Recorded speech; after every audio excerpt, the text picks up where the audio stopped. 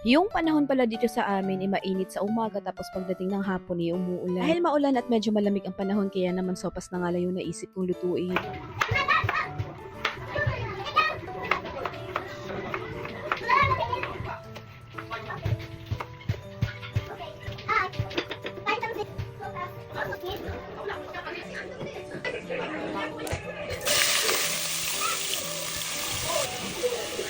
Para pala may patungan na itong sandok namin at takip ng kaldero, ibumili nga ako nito. Malinis kasi kapag may patungan yung sandok pati na nga rin takip ng kaldero. O diba, hindi na magkakalat-kalat ng mantika at hindi nadudungis itong tiles dito sa lutuan namin. At eto nga, balik na tayo dito sa niluluto ko. Eto palang sopas, nung last week pa request ni Kuya Sento. Kaya naman nung nag-grocery kami nung nakaraan, bumili na nga ako ng elbow macaroni.